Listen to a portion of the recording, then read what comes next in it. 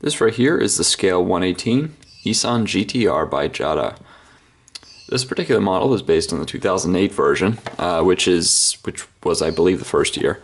And overall, decent model, has some redeeming features for its losses. But overall, I'm going to just do a review on this for those who may be interested and looking to buy this car.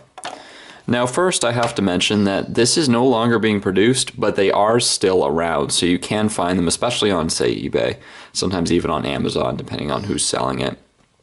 It came in, only two colors as far as I can find, the silver color, as well as a really, really nice black. But best of luck to find the black. I tried. They're not out there, and if they are, they're charging way higher than they should be. I have to stress, this is a Jada, which means that it's a very budget car, almost toy-like. But there are reasons why I like this being compared to other competitors like the Barago version, and I'm going to point those out. So, as it was kind of a toy, it was about $25, kind of average for a budget car anyway. Everything does open. There's the trunk.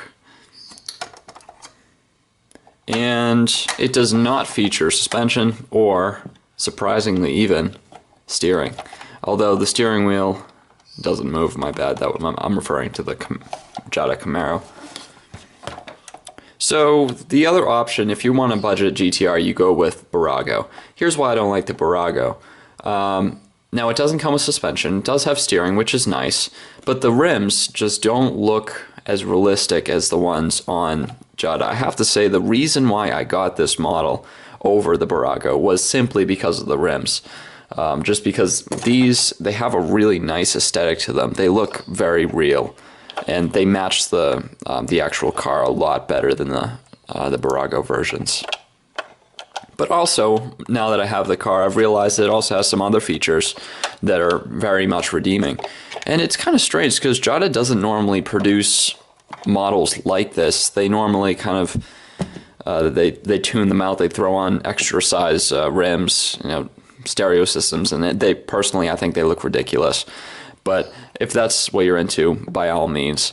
They seem very toy-like, and this one is toy-like. But this one, despite being a little bit of a toy, it has a lot of features that sometimes even Maestro Barago doesn't get right. For instance, we can see that there is no peg in the headlight at all. There also is none in the taillight. And the detail within the headlight is pretty good. You can see there is the reflection, which almost appears in some light that the xenon bulb is on, which is kind of cool, as well as the blinker there. Very, very fine detailing on the GTR badge in the front. Looks good. And along here, it kind of has a nice, it is plastic, and it doesn't necessarily have a carbon fiber. I'm not quite sure if that's carbon fiber in the real car or not, but whatever it is. Oh, I think it is actually, because we have a little bit of a texture right there. It does look pretty good. The spoiler is part of the metal car. Bumper is metal. As I mentioned, the rims, which look very realistic. And along with that, you have a rotor that stays in place next to the disc, which moves with the wheel. Nice to see. Then a little GTR logo there. Very finely done. It's amazing. This car was pretty cheap, probably pretty cheap to manufacture, I imagine. Now, taillight, this is another thing that's significantly better than a Barago model. You can see the depth of it is very, very impressive. It goes to about here, and you can see all in the LED patterns kind of in a circle, and it makes it look extra realistic. And as far as looking at it from this angle, it really does appear that there is a bulb in the back.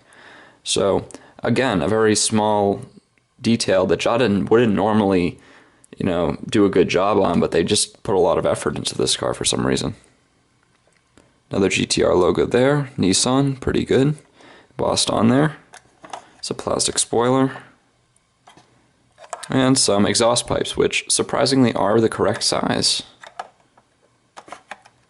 Pretty small trunk. Kind of stops right there. I think that's a bit unrealistic. Should go a little bit farther. Wheels turn on a single axle, which makes them extremely durable if you plan on giving this to a 5-year-old. But still, it would be nice to see some steering. Underneath, yeah, pretty much realistic to the actual car. There isn't much on the bottom anyway for aerodynamic purposes. So it's for the most part all closed up.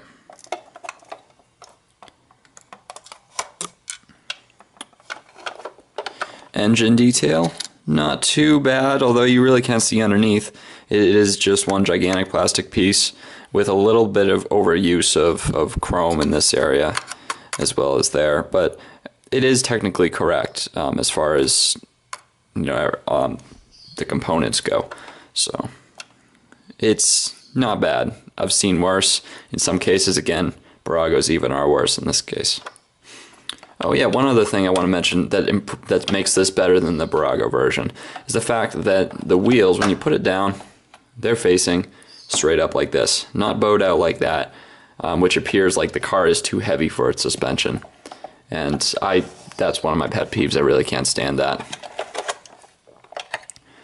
On the interior, detail isn't too bad, although it's not the best in the world. But considering the extra effort they put on the exterior, I wouldn't expect too much on the interior. You can see all the buttons are there. It has the dials are on the screen here. It looks pretty good, as well as the sports settings and transmission. A little bit of extra effort went around this transmission knob. You can see it's kind of a silver outlining, as well as silver outlining on the air vents as well. A little bit there as well. And GTR written on the bottom. Paint quality, poor. That's really the best way to describe it. There are numerous little spots and imperfections throughout the car. I guess here.